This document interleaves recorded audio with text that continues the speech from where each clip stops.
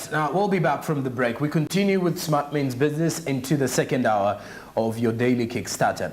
Now, there are lots of opportunities for you to use your money safely and very amicably well. And so does the Zabo platform offer for you. Now, with Zabo, you can invest in any bond and in any security as it happens at a minimum of 15,000 Ugandan shillings, and you're ready to invest. Zabo says your money, your future. Powered by Altex East Africa. The steps are: you dial *292#, get into the registration of everything, add your NIN, and you can definitely start off with investing. Once you're done with registration, investing starts after 24 hours. The markets open daily from 8:15 a.m.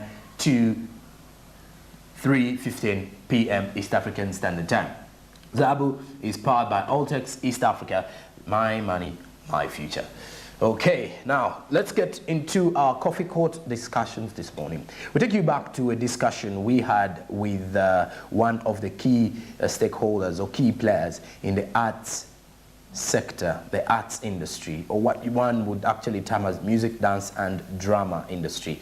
Here we do have Mr. Abe Muchibi. Abe Muchibi has been dominantly one of those particular players in this industry, from the music part of it, movies or drama, then you go down to comedy, go down to media, television, radio, voiceover, master of ceremonies and all that. So he's been in the sector, and at least if you're to talk about one of the key names in this sector in the last 60 years, you will definitely believe his name comes in as one of the top 10 in there. So these are some of the people who have been in this industry. Uganda marks 60 years of independence, and then this is a sector that has transitioned and grown in time. But then we want to understand how is it, because now it looks as a sector that can potentially become a very important one in Uganda if we can streamline everything professionally. All this and more in the coffee court this morning.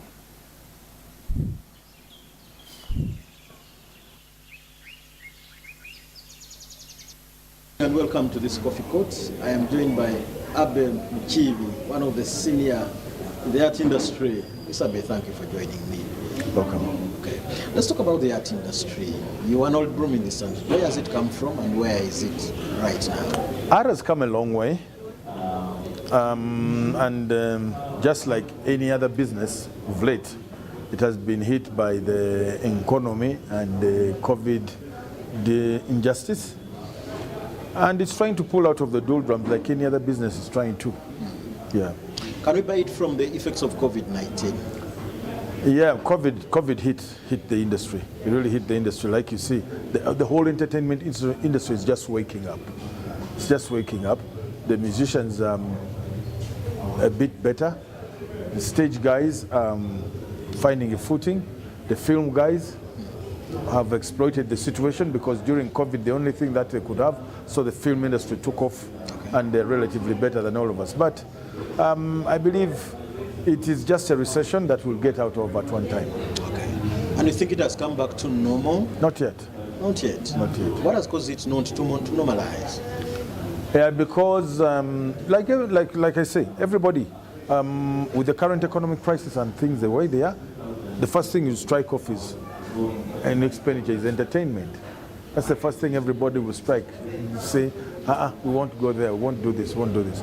But even, like I stressed during my presentation, the artists themselves have got to change the mindset and move to another level. Art is like any other business that has got to be groomed, that has got to be funded, that has got to be catered for, and ensure there's money, there's profits. Art, like any other business, that has got to have capital injected in it for it to move on. That labor intensive, we have to look at people differently. We've got to create a different scenario for art to move. And it's a very easy thing as long as we change our mindsets and move with it. We can no longer do things the way we used to do before, even pre-COVID, no. Things have got to change. Employ professional marketing teams, have promoters, have accountants, have professional actors, pay them well, look for money to pay them, so that it's not a matter of looking at the box office all the time. No, look for sponsors, have money. That's it. Some say this is a leisure activity. It's not an income-generating activity. I live on art. Who says it's leisure? I went to school to learn this. It's a job. It's a profession. Yes, I get more money than you do. That I can challenge you. It's a job. It's a profession. Who said it's a leisure? I would think you should engage this as a leisure activity. No, it's not.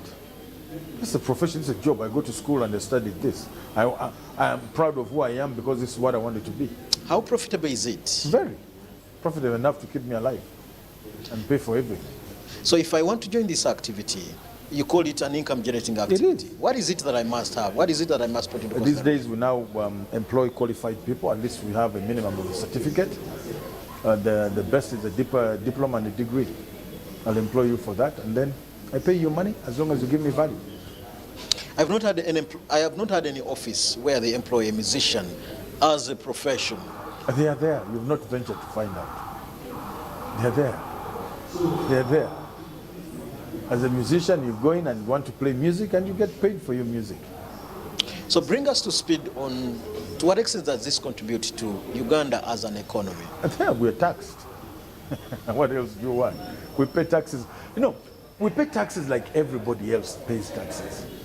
We pay VAT, we pay everything. We pay NSSF, we pay as you earn, everything. We pay income tax, we pay everything. Government taxes us, and that's why we're so bitter with government with not doing what it's supposed to do in terms of our copyright and protecting our works, because we pay everything. We pay our price, we pay all their dues.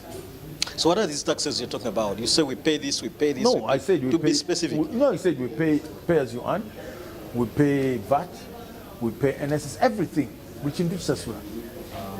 Okay. Yeah. So what is lacking in the industry? Maybe it would have been doing better. I've just told you that. I've told you the industry has got to adjust to the times. That is all. Adjust to the times and treat it as professional like any other business. Gone are the days when people just used to think they are going to start something. People no longer experiment with their money. People will come to see good stuff. Once it's good stuff, they will come. And when they come on the promise of good stuff and it's not good stuff, they won't come back. Okay. Yeah, it's as simple as that. So if I want to take this as a career, what is it that I must have at the back of my conscious mind? Study. At times, even talent is not enough these days. Qualification is a must these days. I don't employ people who haven't got at least a least requirement of the certificate. I thought it's about talent, it's not about books. It's not about when it comes to art, that's my thinking. No, it's not. I mean, does every talented guy you work in media, is it about talent? It goes beyond that. It's the same. Okay. So what is that we are not doing as a country that other countries are doing to put up this kind the government is not promoting the industry as such. Kenya has a Kenya Film Commission. Kenya has a lot of support to the business community that support the art. They give them tax rebate, tax cuts, they do what? There's a lot that they do. And so there's a lot of people who come in and support the industry. And then the government gives them incentives, tax cuts and all. Okay. So you are part of the Ministry of Gender. I know the ministry, writing is one of the most complex things. What is it that we can do as a country to entice people get into the system of writing? Well, the whole thing has got to go back, like I think the doctor stressed it, from the curriculum. These days art has even been erased from school curriculums. People are no longer doing drama, no longer doing music, they're not being encouraged to write. We need to go back, because it's a profession that really employs a lot, and especially to the youth now. Either somebody's singing, or somebody's acting, or somebody's doing comedy. A little exposure for them through basic training would be good. So government needs to come and support this industry, because it's creating a lot of jobs for people. Okay. Some hold the view that those that have failed out on life are the ones that will come into this industry, and it seems not to be in agreement. That's old thinking. That's a very old thinking. I didn't fail in life, you know. I am doing what I love. This is what I wanted to do. I can't be termed a failure. I'm doing what I love. And many of my peers are doing the same. We came in art with a mission, with a purpose. It's a job, it's a profession, it's a career. We have families out of it. We have people employed. What else? You can't say I came in because I failed to do something. No. Even if I'm one person who don't even do a political job or MP. I don't like it. I'm very happy with what I'm doing. When are you retiring this, Mr. Abel? Artists don't retire. What do they Change do? roles. You change roles. You act as a young boy, then you act as a father, then you act as a grandfather, then as a corpse. If need be. You don't change. So you are an old broom in the industry. What are you doing? What are you doing to nurture the young people? I train a lot of them. I train a lot of them. We even have a drama school at Bat Valley. We train new talent because we feel they're the ones to keep the industry, and we don't want to keep a vacuum. Okay. We were trained by people, so we're training others too, so that they move on. And we encourage them to go and do courses professionally in university and tertiary institutions and school and other places that they learn them from. What is it that we've not done right that may kill this industry? Isabel? No, I'm good to go. And I'm still there. I'm not going anywhere. Okay. Until my deathbed, I'm not going anywhere. Me, I'm a stage guy, and I'll always be one. I fly. I will go to do movies, do what, but my stage is my place. Okay. I'll come back. So what needs to be improved in the industry that if not done well, it may put the industry into danger? Content. People have got to do good pieces, good productions. The youth today have a sense of entitlement that they give themselves, and they take the audience for granted, thinking people can take whatever stuff you give them. No, it's about quality. Like I said, people these days don't experiment with their money. They know what they want, and they go for it. It's good production. So what is good content and good quality to you as an old broom in the industry? Drama makes good money, and good money makes good drama. You've made it as an old broom in the industry. Some come get money and don't earn out of it. They're not destined for it. No, they just come. These outliers who come and get money out of it. Me, I'm staying there. For better, for worse. Whether it's making money or not, I'm there. So what advice do you have for young people that have the passion to come and penetrate into this industry? These days. It's more than passion. It's understanding what you've got to do, thinking deep, thinking for it, putting in a lot, investing in it. Like I said, art is like any other business. You invest, you make everything right for it to succeed. If it's a garden, you fertilize it, you plow, you do what, and that's all. You prep, you do what. There's no shortcut. There's no shortcut. And the minute you take shortcuts, short life, get out of the way. Okay. You say there's a scholar who says it's only a fool who keeps on doing the same things over and over time but expects different results. So what is it that you would want to do different, or what is it that you think? No, I was saying, we can't keep doing the same things we did 20 years ago today. The times have changed. The demographics are different. The people who watch theater now are below 35. And we're still, the guys who used to watch us our times have either died, either gone to exile or gone for greener pastures wherever, or have turned into Marokole. Or others are grandmothers and grandfathers who can't watch. Now, we've got to start thinking like the people who think today. The youth today have got to be catered for, so we do dramas that fit them. Okay. Let's do things that they easily associate with. Let's do integral drama. Integral drama that goes around that people can relate to. I can't start doing plays unless it's of historical nature or historical guidance or that. But I can't keep doing things the way we did them 20 years ago. No. We've got to tell stories of the time.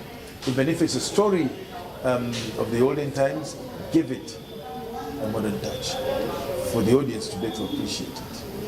Your fellow artists are now good at flying out of the country, do the drama out there. Doesn't this threaten your industry? Any business will go into a recession, it will come out of it. This business will come out.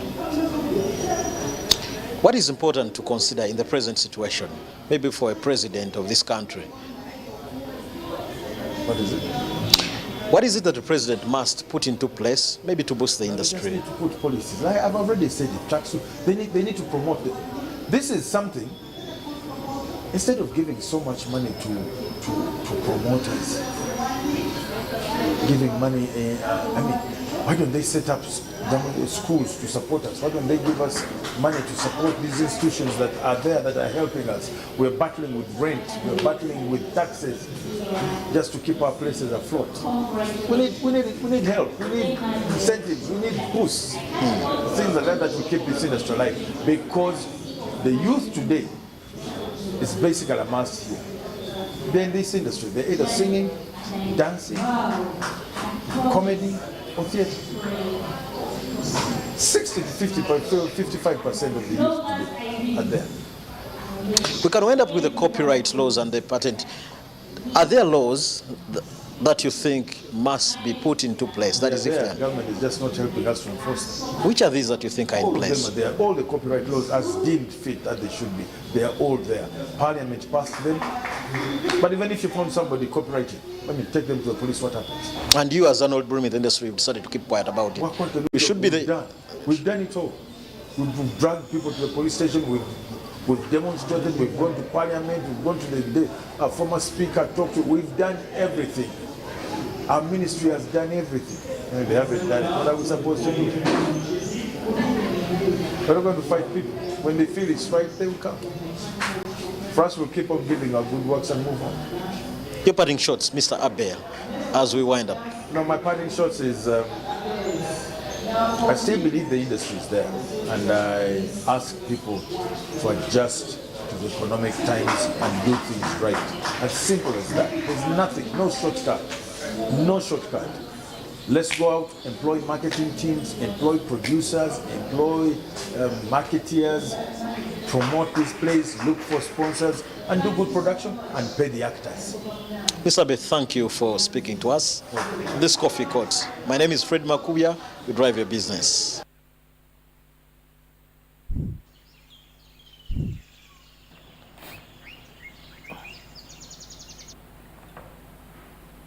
All right, and that is a sector that you can steadily look at and say it is growing.